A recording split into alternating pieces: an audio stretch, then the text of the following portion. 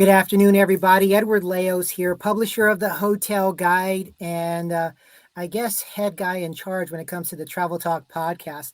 I'm actually on the Travel Talk podcast with one of my favorite guests. This is her third time. She's going to get an award for this.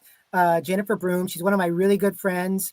And man, as you can see, I'm stuck in a podcast studio and she's got just gorgeous scenery behind her. So why don't we bring her on board, talk a little bit about where she's at and what she's got going on in her world and kind of go from there. Jennifer, tell us where you are. I am at the Rosewood Bahamar in Nassau, Bahamas. This hotel has 226 rooms, suites, and oceanfront villas. It's absolutely, look at this. It's gorgeous. But one thing I really love that's a little bit unique than some other properties is that they're really focused, the Rosewood line in general is focused in on luxury meets sustainability. So you're going to have elements of how can you be kinder and gentler to the environment and love our earth a little bit more. But they also do some unique things. Like you can tell by my hair that I've been swimming today, that I actually went out on a snorkeling excursion, and it wasn't like any other kind of snorkeling excursion I'd been on before. One of the things they do is that they partner with an organization called BREEF, that is BREEF.org if you want to check it out online. But that stands for Bahamas Reef Environment Education Foundation.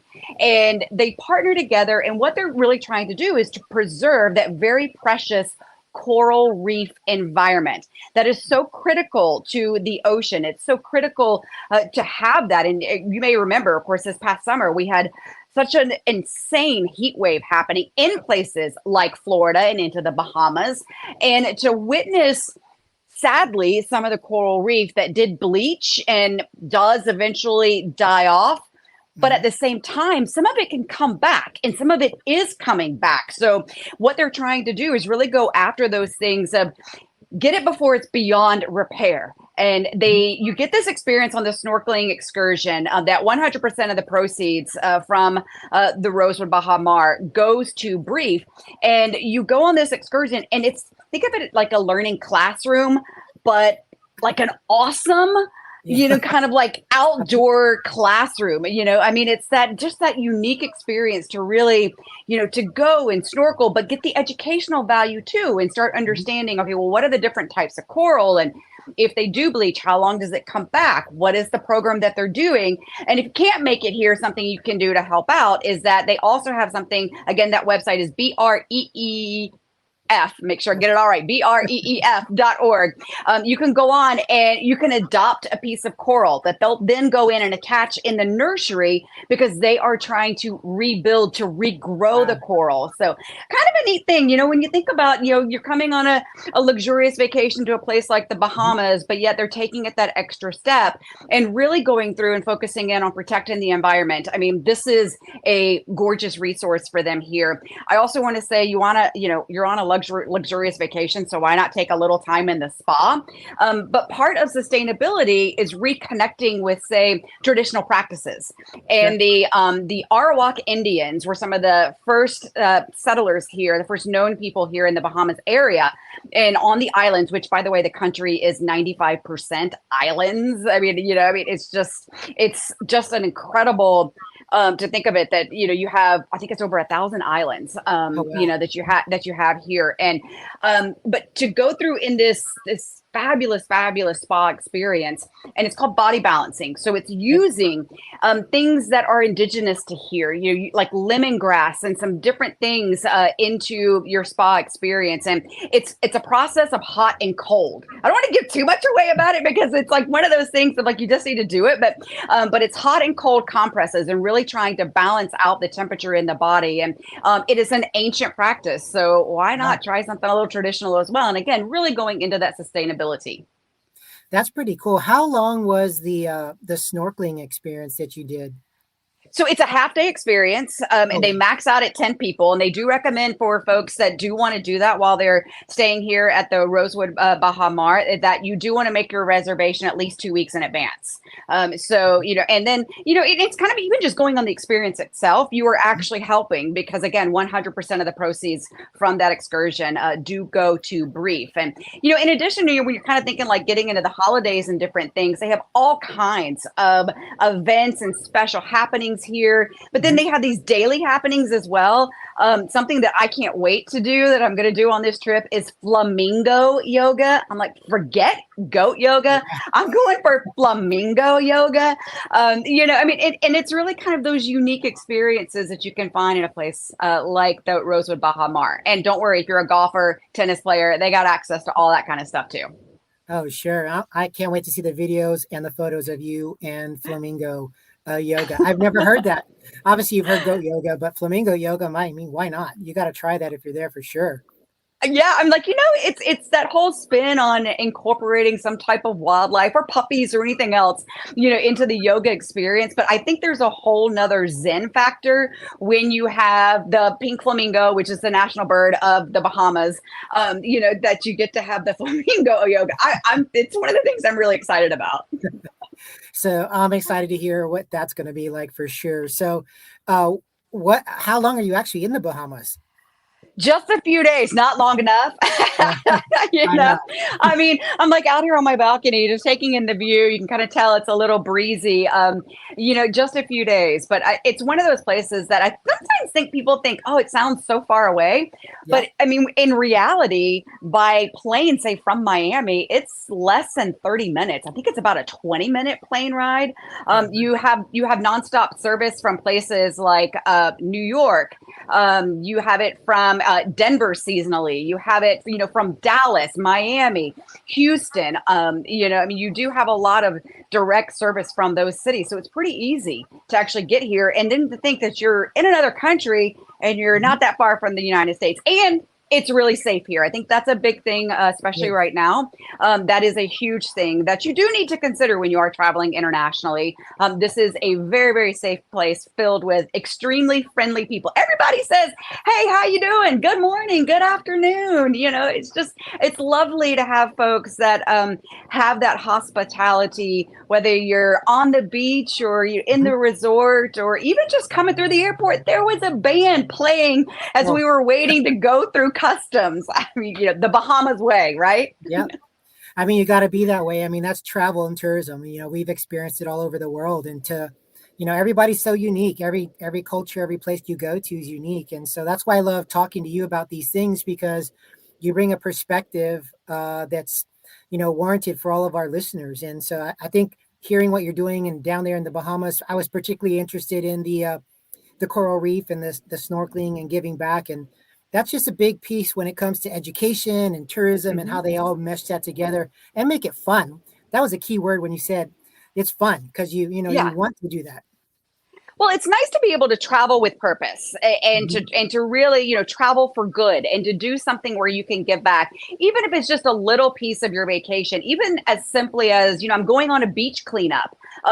Take 30 minutes or an hour. And what a great way to educate the next generation, educate your children, your grandchildren on how important it is to really engage with the local community when you travel and really do things to better the place where you are. Yes, this is paradise, but in order to stay that way, they've got to protect it and they've got to keep it clean.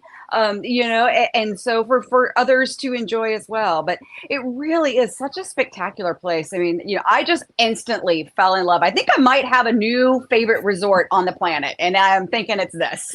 Nice. Well, that's awesome. So let's transition a little bit. You're in the Bahamas, but we got the holidays coming up. We're teetering on Thanksgiving, and then we're off to Christmas and New Year's. But what are some of the cool holiday getaways that you're kind of hearing or recommending for some of our travelers out there? Well, yeah, okay, so let's trade the surf and sand for snow. And you probably think that I'm going to tell you to go to Colorado, which of course I'm going to tell you to go to Colorado because it is fabulous.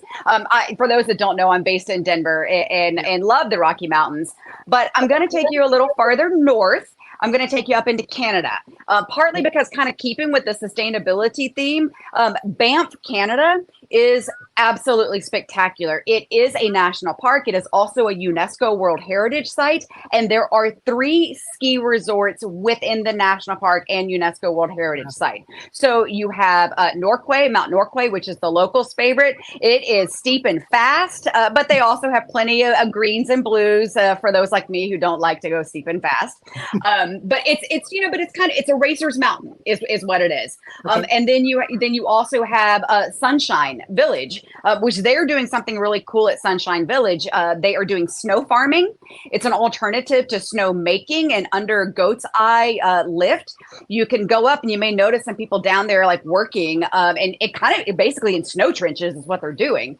And they are farming the snow because that is a prime area that has the wind. They have over 300 inches of snow a year. And then, they also have the exposure. So they can take this snow that piles up in an area and then they manually move it. They farm it, they harvest it and move it into the areas to keep skiers and riders safe. Another area which is absolutely spectacular, another ski area there is Lake Louise. And it is absolutely phenomenal as well.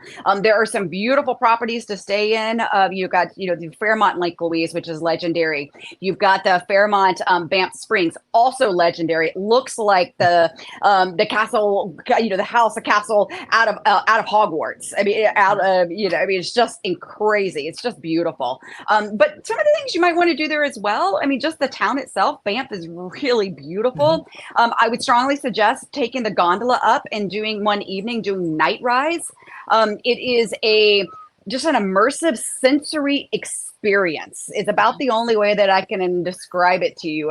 To see like frosted waves go across the floor, and it is a visual and audio experience to go through that really takes you through kind of the magic and mystique of Sulphur Mountain, which is right there in Banff. And then also the Johnston Canyon ice walk. I know you're probably gonna think it's crazy, Look, I did it when it was like 25 below zero Fahrenheit. But it was still an incredible experience. This is a canyon that is really, really popular in summer, and in winter, the waterfalls and everything are frozen over, and it's just spectacular. Wow, that sounds amazing. You gave us some good things. Talking about Banff, it's on my bucket list to go there. So you're adding 2 things to my bucket list. Your place in the Bahamas and then Banff as well. So I know who to go to when I'm heading out that way. So we got a couple of minutes here. Any big travel trips that you have planned for 2024? Some highlights that you're looking at for the next year? I think folks are always asking me, like where to go. We were just talking about holidays, so I've given you options for, sea and sand. You go for your beach vacation, go for your ski vacation. But I'll give you some other places that I just really love to go to. With wellness travel being so big, Southwest Colorado, I think, is always a prime spot, partly because of the hot springs there. The deepest geothermal spring in the world is located at the Springs Resort in Pagosa Springs. They also do things like forest bathing hikes, aqua yoga in the thermal pools. It's so cool. And then about an hour from there, in the town of Durango, it's Durango Hot Springs. Keep in mind, both of these have been just places for thousands of years where people have gone to really seek out those healing waters. Durango, they are the only thermal hot springs that are infusing oxygen into the water. And so it's an extra benefit. It's supposed to enhance it. And you can see all these little micro nano bubbles on your skin. So it's great for your skin. Yeah. So wellness travel is definitely a big thing going into 2024. I also feel like the solar eclipse, the April 8th, that is huge. And if you haven't booked your accommodations, whether it be San Antonio or Lake Placid, you need to do that right away because they are going fast. So I think any city or town that is in the path of that solar eclipse on April 8th. I'm coming to San Antonio, so I'll just tell you. I am an eclipse chaser. I was in Mesa Verde National Park in Southwest Colorado for the annular eclipse on October 14th, and then I'm going San Antonio. So that is big. And then anything that is travel for good. Travel with a purpose. I would strongly suggest one more before we wrap up. Marshall Islands. They are at ground zero, really truly affected by the rising sea levels. It is just a pristine place to go to. It is a little bit more rustic than other spots, but it's think of Fiji before Fiji got discovered. And that's what it is. And a lot of ecotourism. So go before they disappear, because they are potentially looking at disappearing, this whole nation, island nation, disappearing in the next 20 to 50 years. Well, I love your takes on it because you come from the meteorological background too. So you bring the, what it matters to the earth side of things and everything in general. So you got some great tips with it when it comes to travel. I want to thank you again, Jennifer, for being on the podcast. Obviously, I don't think it's going to be our last time. You just got too many good stuff going on in your world. And I love to share. Oh, 100%. Anyone who's following you, which if you want to put a plug out there, where can they best find you? Sure. I think Instagram's probably the easiest as far as social media. It's at Jennifer Broome Travel, and that's Broome like you sweep with an E on the end. Or you can follow me on my website. That is sweptawaytoday.com. Perfect. Well, again, I want to thank you for being on today's podcast. I know you've got a beautiful view and place to be after this. Can't wait to hear about the flamingo yoga. I'll touch base with you on that one. But in the meantime, thank you for being on our Travel Talk podcast. And until next time, continue to follow us, share this, and spread the word. Everybody take care.